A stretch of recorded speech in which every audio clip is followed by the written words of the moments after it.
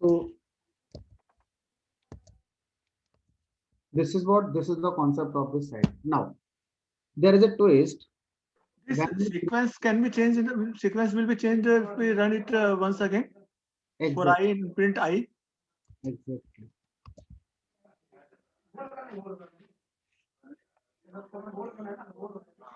अभी आपका आ रहा है true 2.5 by 10 minus 5. If you run this code again, might be you will get different. Write one more print command.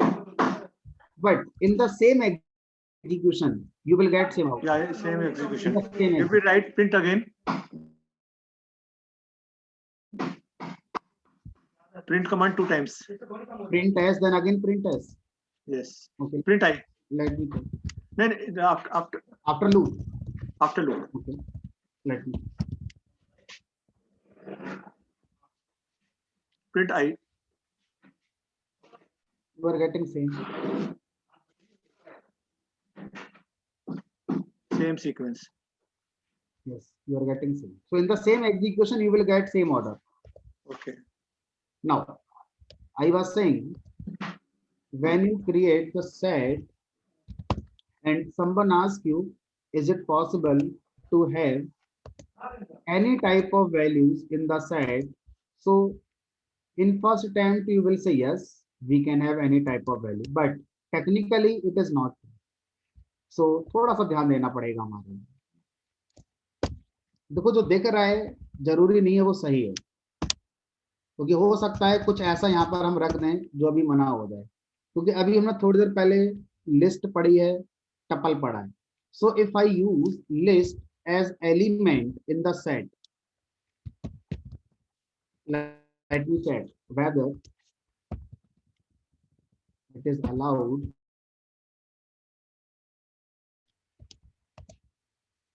You are getting error. List is not allowed as element in the set. Let me check with tuple. Tuple is allowed. Let me use nested set.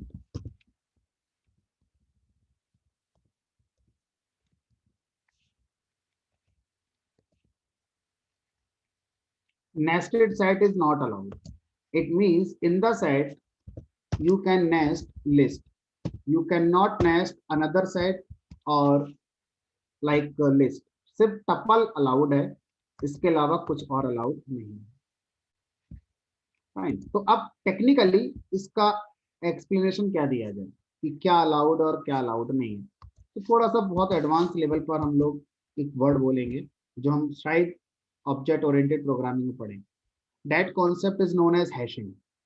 So in Python programming language हर वो data type जो hashing को support करता है वो set के अंदर allowed है. ठीक है, तो यहाँ पर हम एक नोट बनाकर लिख देते हैं. Only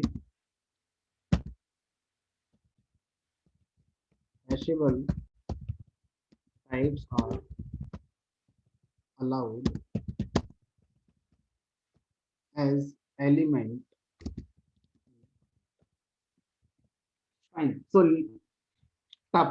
list is not hashable. Set is also not hashable. यानी कि set के अंदर set नहीं हो सकता, set के अंदर list नहीं हो सकता, set के अंदर ये सब हो सकता. थोड़ा सा इसमें हम और ऐड करते हैं. Integer, float, string, boolean and tuple dot dot dot are.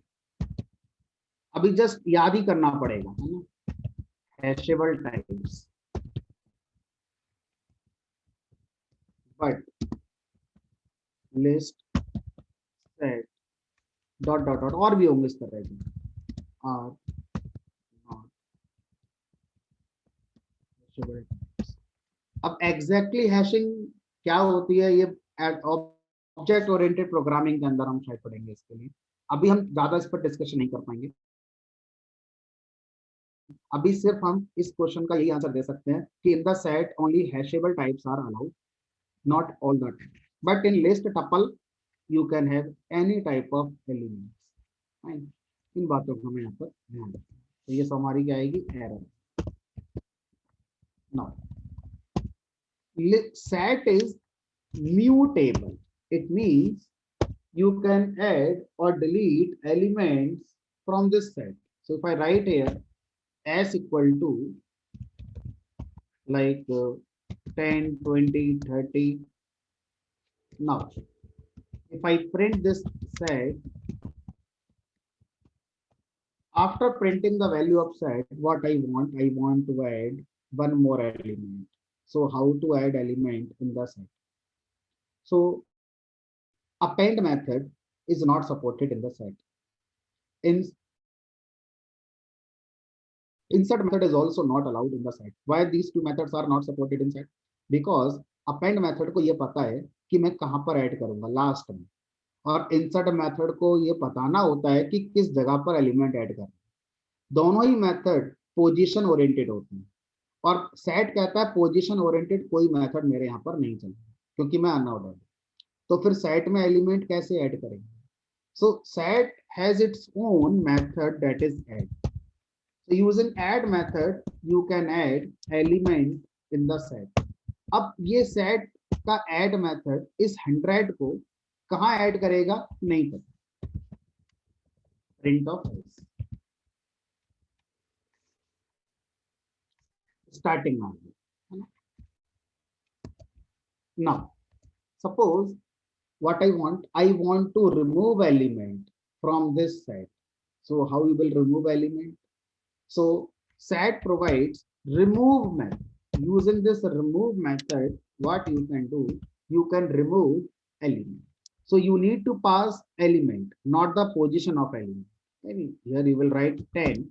It will remove 10.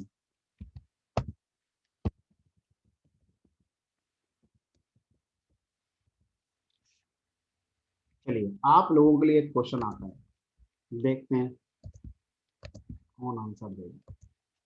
जल्दीबाजी करेंगे तो डैम श्योर गलत आंसर दोगे, पेशेंस के साथ दोगे, कॉन्सेंट्रेट करके दोगे तो शायद सही दे दोगे।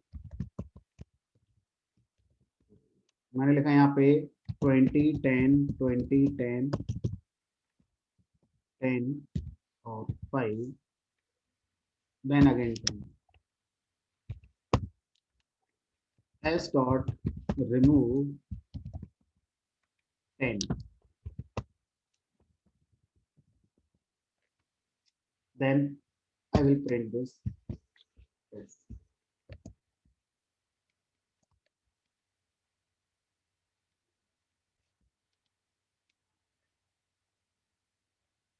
Yes, अंकित विश्वकर्मा, अनम्यूट कीजिए। Yes, sir.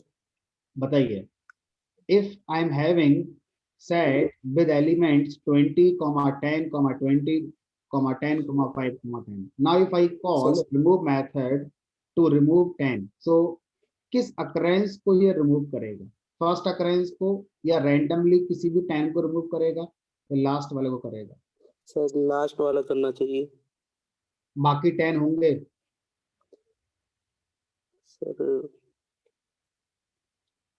सर कंफर्म नहीं है। कंफर्म नहीं है सर, लास्ट वाला वैसे होना चाहिए। कोई नहीं, कंफर्म करने के लिए बाकी लोगों के पास चलते हैं। Yes Shivansh, Shivansh unmute yourself.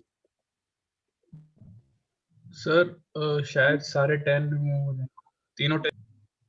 It will remove all the occurrences of this 10. Yes. Okay. So देखो जो शिवांश ने आंसर दिया है आउटपुट वही आएगा जो इन्होंने आंसर दिया है, लेकिन इंटरप्रिटेशन थोड़ा सा सही नहीं है। तो थोड़ा सा चलते हैं किसी और के पास, इंटरप्रिटेशन अगर वो सही बता दें। रश्मि Srivastava.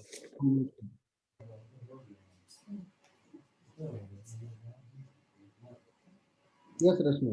Tell me the correct interpretation. We know the answer. ये मुझे बोलना है सर आप। रश्मि। Sorry.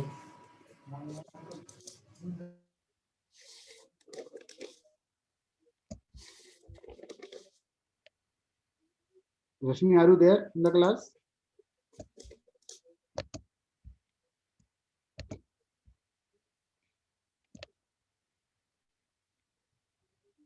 So may I tell? Anshika, Yes sir. yes, sir set में कोई डुप्लीकेट वैल्यू होती है तो वो 10 ही लेगा, एक ही 10 आएगा और तो 10 इसका रिमूव हो इंटेंशन जाएगा। हम ये नहीं कहेंगे कि सारी अकरेंस रिमूव करेगा, हम ये बोलेंगे कि भाई देखो ये सेट है, तो सेट में डुप्लीकेट वैल्यूज तो होती ही नहीं है, तो जब सेट बना होगा तो 10 उसमें होगा ही एक बार, उसमें 3 बार होगा ही नहीं। आप चाहे 3 बार रखें चाहे 4 बार रखें, जब सेट फॉर्म होगा तो मेमोरी में आप जाकर देख पाए तो सेट के अंदर 10 एक ही बार होगा, जो भी 10 होगा वही हमारा क्या हो जाएगा, रिमूव हो जाएगा। ठीक है, So can we remove 2 values at a time? so what you need to do, you need to let me attempt s dot remove. First way is to remove two value, that is 10 comma 20. Let me check whether it works or not. No, it is not working now, but आप जो error देख रहे हैं उससे आप कुछ confidently सीखेंगे।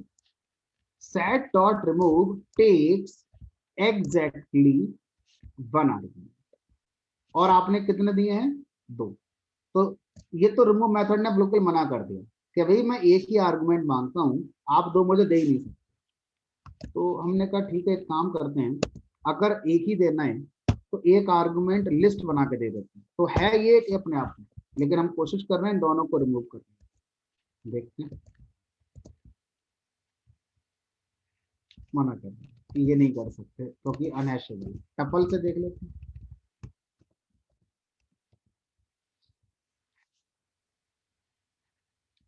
ठीक है। इसका मतलब है हमने सारे अटेम्प्ट करके देख लिए और जो कंक्लूजन आया वो आया कि हम रिमूव मेथड में एक बार में एक ही एलिमेंट को रिमूव करते हैं। But thing is what is it possible, someone want to say something, let me check. Rashmi, Rashmi,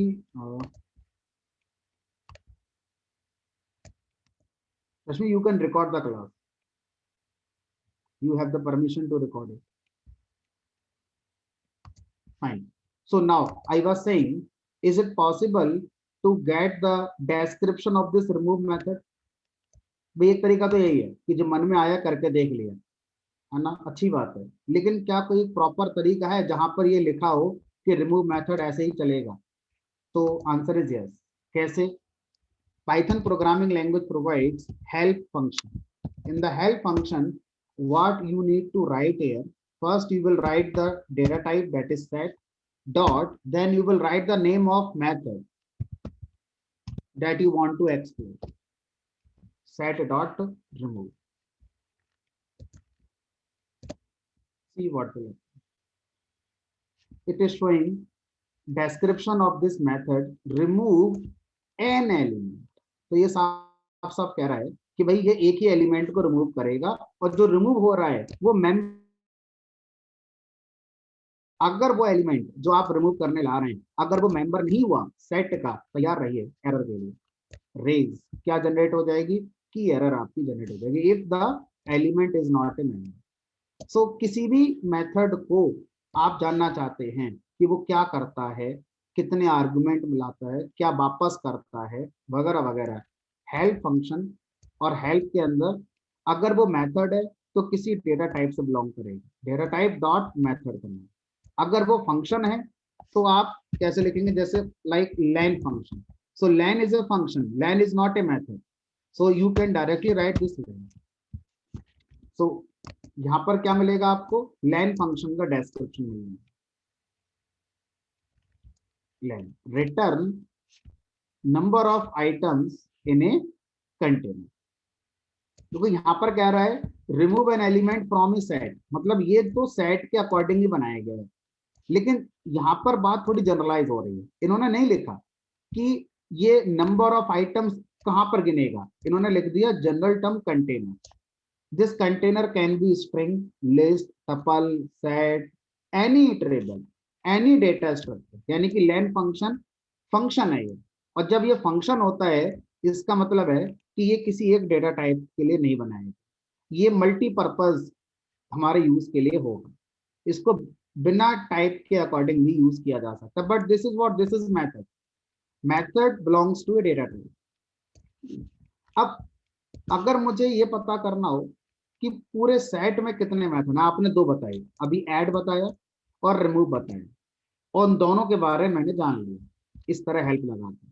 क्या कोई ऐसा तरीका है कि मैं सेट में जितने मेथड हैं सारे मेथड की जानकारी ले लूं, है ना?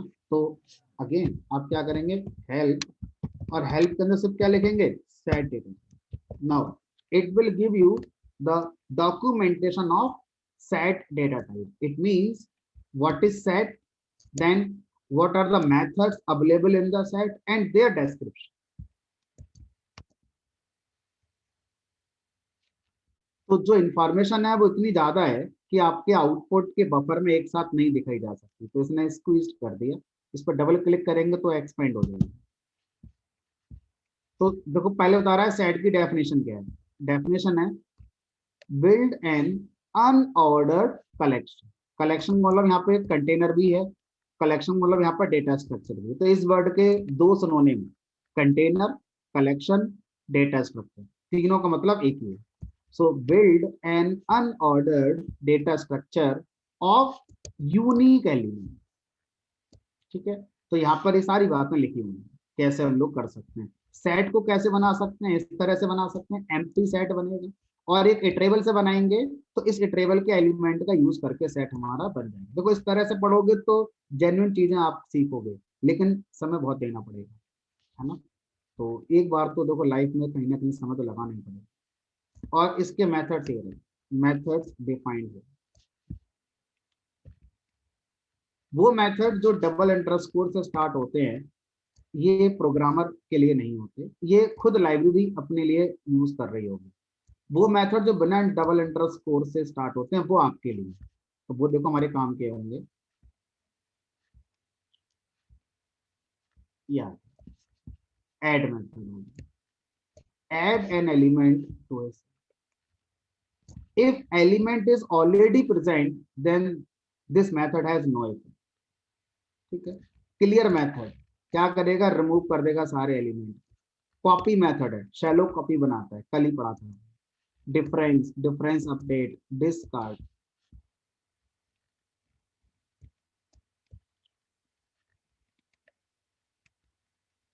डिस्कार्ड मेथड और रिमूव मेथड ये एक जैसे हैं।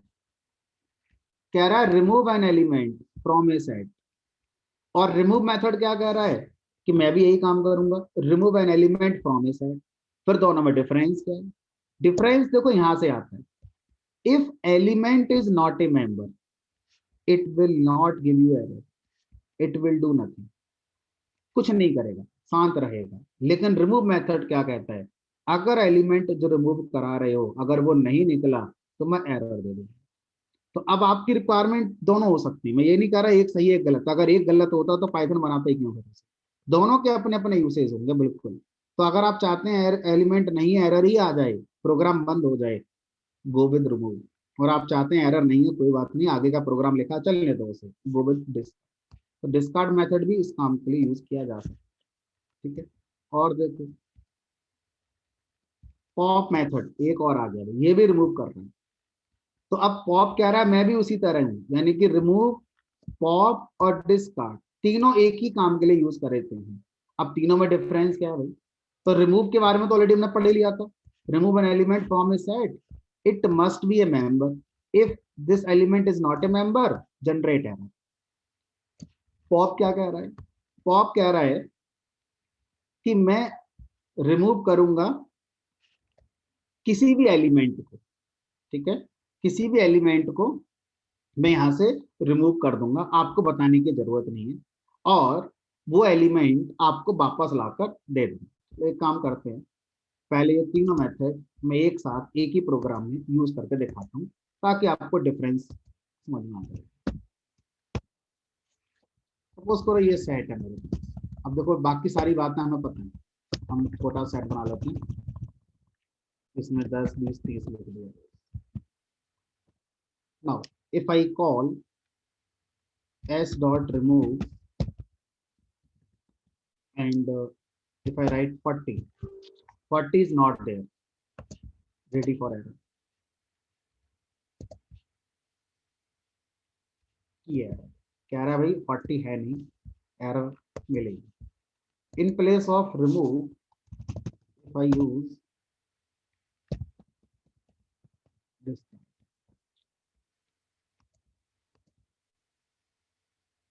कुछ नहीं किया,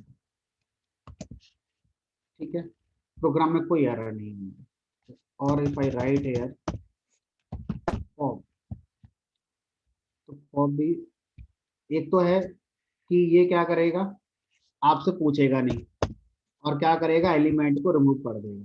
कौन सा एलिमेंट रिमूव करेगा, इसे भी नहीं पता कौन सा एलिमेंट रिमूव करेगा। यानी कि पॉप मेथड रैंडमली किसी भी एलिमेंट को रिमूव कर सकता है, ठीक है। तो कोई गेम वगैरह बनाने में आप इसका यूज करना चाहें तो कर सकते हैं। कौन गया, 50 गया, क्यों गया नहीं पता, दोबारा चलाएंगे तो इस बार कुछ और जा सकता है। चलो, हर बार वो 50 कर रहा है, नॉट श्योर कि आपके लैपटॉप पे भी ऐसा है। और पॉप मेथड में अगर आपने कोई एलिमेंट दिया तो वो एलिमेंट भी हमारा रिमूव कर सकता है।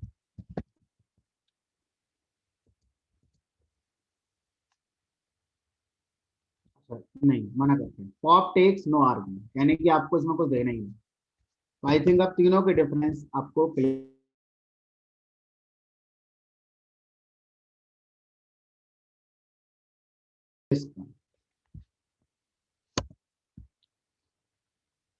हाँ भाई प्रवीण बताओ, तीनों का डिफरेंस एक एक लाइन में बता दो, रिमूव, पॉप और discard. remove and discard both will work as it matlab both will remove an element. If the element is not there, remove will give error, but discard will not give error, and it will continue the program as it is. Fine. And pop will discard one number, arbitrary number, random number. That's fine, fine. तो ये क्या हो गया हमारा भाई, string set के साथ आप चीजें रिमूव करना चाहते हैं, रिमूव। नाउ अगर इसका नाम पाइथन ने भी सेट रखा है, सो क्या इसमें मैथमेटिक्स का जो सेट होता है वो ऑपरेशन कर सकता है, intersection, union, difference? Answer is yes, we can do. So suppose I am having a set, this is my set S1 and this is my set S2. In S1 set, suppose I'm having element 10, 20 and 30. In S2 set, I'm having elements that is 30, 40 and 50. Fine. Now, what I want to perform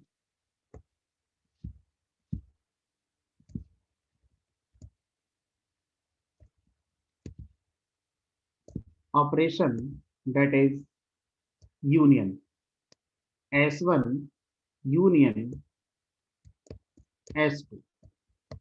It means you want a new set, let us suppose S3, and in this new set you want elements of both the sets S1 as well as S2. But this S3 is a set, it will maintain uniqueness. So you will get 10, 20, 30, 30 only one time, 40, then your 50. Sir ये तो आपने लिख दिया pen से, programme में क्या ये symbol चल जाएगा, यू वाला सिंबल लगाएं तो क्या प्रोग्राम एक्सेप्ट करेगा? हमने कहा नहीं, ये समझाने के लिए। प्रोग्राम में तो या तो फंक्शन चलेगा या मेथड चलेगा या कोई ऑपरेटर चलेगा। एक कोई भी ऑपरेशन प्रोग्राम में जब होता है तो उसको करने का सिंटैक्स या तो किसी ऑपरेटर से आएगा, प्लस, माइनस, लेस देन, इस तरह से, या कोई फंक्शन होगा या कोई मेथड होगा या कोई कीवर्ड होगा, ठीक है, इस तरह से ही कुछ ना कुछ होता है। तो यूनियन करने के लिए हमारे पास एक मेथड है जिसका नाम भी यूनियन है। तो हम कोड में क्या लिखेंगे, S1 डॉट यूनियन S2। ये इस तरह से इसका सिंटैक्स है, ठीक है। अब मुझे क्या करना है, इन दोनों का इंटरसेक्शन करना है। इंटरसेक्शन का मतलब होता है कॉमन एलिमेंट जो इनका है वो मुझे फिल्टर करना है। तो S1 इंटरसेक्शन S2। अब मुझे यहाँ पर क्या मिलेगा, यहाँ लिखता हूँ अगर मैं S1 इंटरसेक्शन S2, तो आउटपुट तो बड़ा आसान है, 30 आएगा। कोड में क्या लिखें, तो इंटरसेक्शन नाम से ही एक मेथड है। क्या लिखें यहाँ पर, S1 डॉट इंटरसेक्शन, पूरा लिखना है spelling, then S2। Now in intersection and union you can interchange the position of these sets. You can also write S2 dot union S1, you will get same output. S2 dot intersection S1, again you will get same output. But there is one more operation where you need to focus on the position of these two sets, right? That is difference. So if I write here S1 minus S2, इसका मतलब है कि एक नया set बनेगा और उस नए सेट में क्या होगा, जो S1 S2 के कॉमन एलिमेंट हैं वो नहीं होंगे, यानी कि 30 नहीं होगा, ठीक है। लेकिन जो आउटपुट आएगा वो S1 के एलिमेंट का आउटपुट आएगा, बिना कॉमन एलिमेंट। तो S1 का आउटपुट क्या आएगा, 10 20 30। अब उसमें से क्या करना है, जो कॉमन एलिमेंट था, जो डिफरेंस वाला एलिमेंट है वो माइनस कर, ठीक है। यानी S1 और S2 में से क्या माइनस कर दो, जो कॉमन एलिमेंट है वो माइनस कर दो। तो कॉमन एलिमेंट कौन है, 30। अब जो रिजल्ट बचा वो S1 के एलिमेंट का रिजल्ट बचा, 10 20। लेकिन अगर मैं यहाँ पर लिखता हूँ, मेथड का नाम होगा difference, S1 dot difference S2।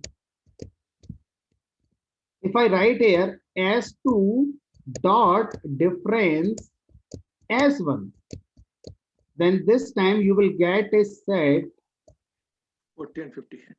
ठीक है, 40 and 50। यानी कि इस बार क्या करना है, जो कॉमन एलिमेंट है वो रिमूव कर दो। कहां से रिमूव कर दो, S2। तो जो पहले लिख रहे हो उस पर आपका ऑपरेशन किया जाए, ठीक है। तो यहाँ पर पोजीशन मैटर करेगी। Now let me right the code by using same 10 20 30। this is my S1 set, S2 equal to 30 40 50। if I write S1 dot union S2, you will get 50 20 40 unordered. If I write print S1 dot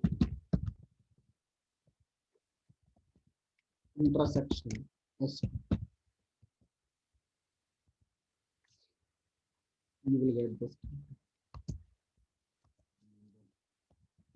And directly printing the result set, what you can do, you can first store the result into another variable that is S3, then you can print that S3। आप जानते हैं कि कब क्या करना है।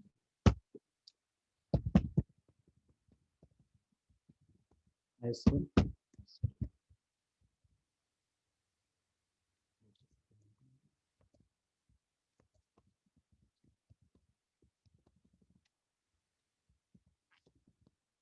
S2 S2।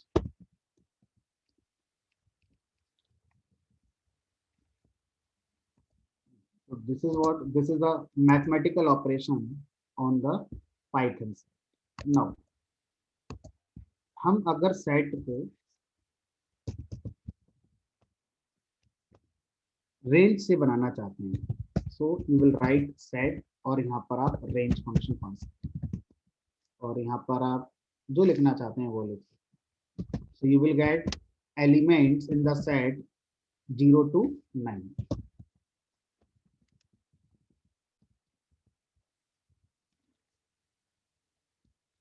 If you want to create a set from a list, again you need to call set function and in the argument you will pass a list, that is 10 20 30 10 20 40। but make sure list अगर आप लिख रहे हैं तो list तो duplicate element रख सकती है, लेकिन सेट तो नहीं रखेगा ना, तो सेट फिल्टर कर देगा और ऑर्डर भी अनऑर्डर हो जाएगा, तो मिलेंगे आपको सिर्फ ये एलिमेंट यूनिक। तो किसी टपल से भी आप सेट बना सकते हैं।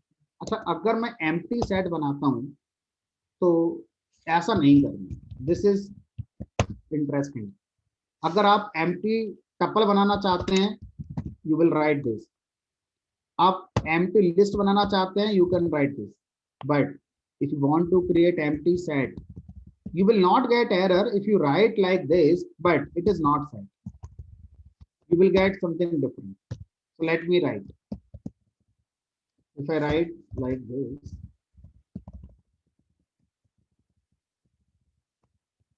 I'm just printing the type of t. You will see tuple, and in the output it is empty tuple. So there is no need to print the output. Type of L, you will see list, and if I write type of S, you will not see set. This is quite interesting. This is tuple, this is list, this is not a set. Dictionary क्या होता है भूल जाओ, लेकिन ये set नहीं है, ये हमारे काम का आंसर, ये सेट तो नहीं। तो अब सीधा सीधा आपसे क्वेश्चन पूछा गया, भाई मुझे एम्प्टी सेट बनाना है, कैसे बनाना है? तो फिर एक ही तरीका बचता है, इकलौता तरीका बचता है, वो है हमारा ये सेट फंक्शन कॉल करना है। इसी से आपका एम्प्टी सेट बनेगा और कोई रास्ता नहीं। टाइप ऑफ, यानी कि सेट फंक्शन को बिना किसी ट्रेवल के आप पास कर सकते हो, तो एम्प्टी सेट बन गया। लेकिन अब क्वेश्चन ये है कि अगर मैं एम्प्टी टपल प्रिंट कराऊंगा तो अपने नोटेशन के साथ प्रिंट होगी, एम्प्टी लिस्ट कराऊंगा तो अपने नोटेशन के साथ प्रिंट होगी। अगर मैं यहाँ पर ये एस प्रिंट कराता हूँ तो ये सेट तो नहीं ना, ये तो डिक्शनरी प्रिंट होगी। और अगर मैं यहाँ पर एस प्रिंट कराता हूँ तो इसका आउटपुट और इसका आउटपुट क्या सेम होगा? दोनों देखने का हमने कहा देख। एम्प्टी टपल ये है, देखकर पहचान जाओगे। एम्प्टी लिस्ट ये है, जब एम्प्टी ये आए तो सेट नहीं मानना है, फिर ये क्या मानना है? डिक्शनरी। एम्प्टी सेट जब प्रिंट होगा तो सेट लिख कर आएगा। कभी भी एम्प्टी सेट इस तरह की करली ब्रेसेस में नहीं आएगा। वैल्यू होंगी तो एग्जैक्टली ऐसे ही है, ठीक है। तो अभी डिक्शनरी में नहीं जाना है, जब पढ़ेंगे तो और ज्यादा इसका डिफरेंस समझ में आएगा। तो अभी के लिए मैंने समझाना था एम्प्टी सेट कैसे बनाना है, और जब वो प्रिंट होगा तो उसका जो लुक होगा देखने में वो किस तरह से। ठीक है, आज की क्लास के लिए इतना, बाकी कल मिलेंगे नेक्स्ट डेटा टाइप के।